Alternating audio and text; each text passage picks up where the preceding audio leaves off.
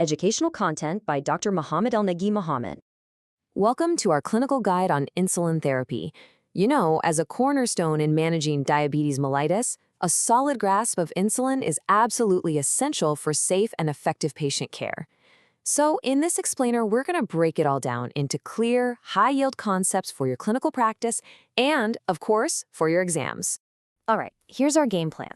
We'll kick things off with the fundamentals, then we'll dive into how insulin is classified, its critical action profiles, the different premixed options out there, and finally, we'll wrap up with the key principles of administration. Okay, first up, the fundamentals. It's so important to understand the why behind insulin therapy.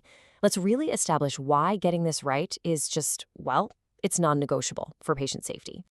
Think about it. Insulin therapy completely changed the game for diabetes management way back in the 1920s. And today, it's still the only treatment available for patients with type 1 diabetes. For our patients with type 2, it's that vital tool we reach for when oral medications just aren't cutting it anymore. So here's the bottom line, and it's a big one. While the sheer variety of insulins can feel a bit overwhelming, mastering these concepts directly translates to keeping our patients safe and getting them better outcomes.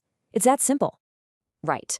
Now that we've established just how crucial this is, let's get into how we classify the different types of insulin.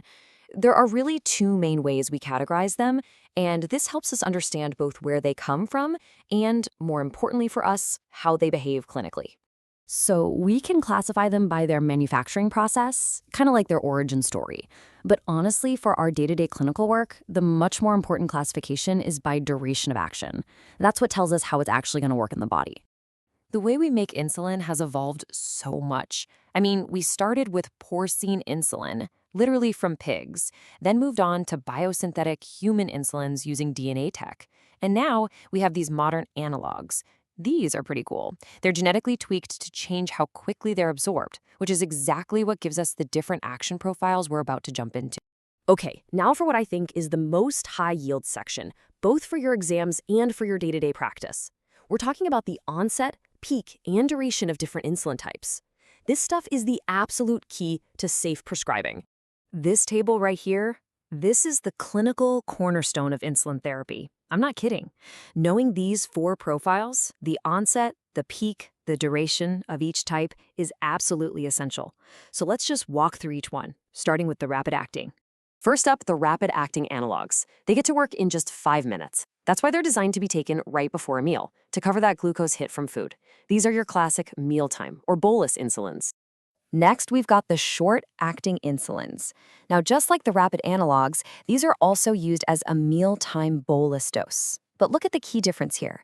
The onset is slower, around 30 minutes. And that means patients really need to time their injection a bit more carefully before they eat.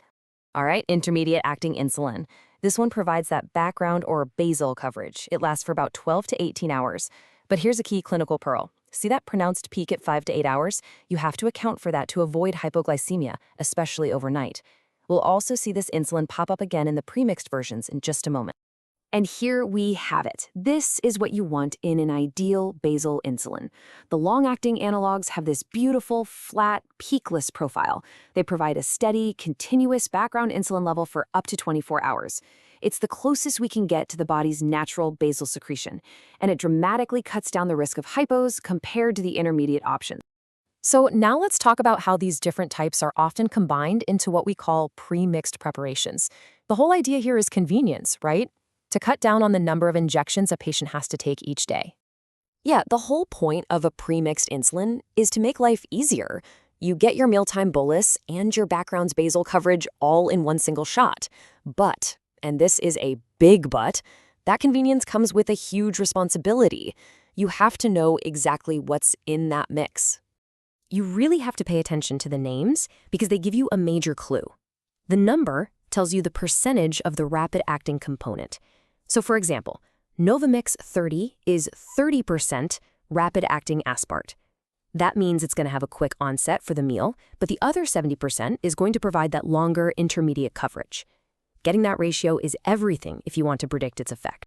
And it's the exact same principle for the human insulin mixes.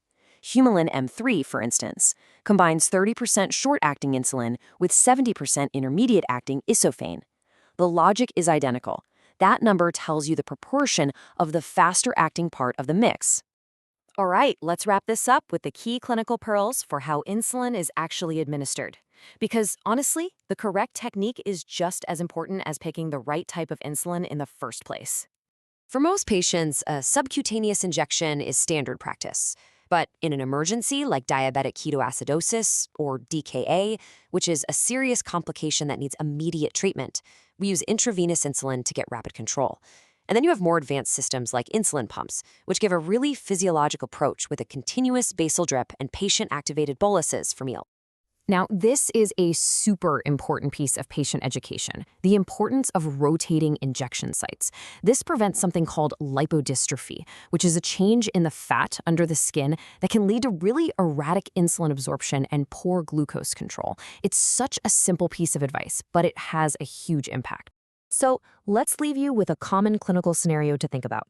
Your patient's basal insulin seems to be optimized, but their glucose levels are spiking after every meal. Which class of insulin would you add? Just think back to those action profiles we talked about. Applying those principles of bolus insulin, well, that's the key to figuring this one out.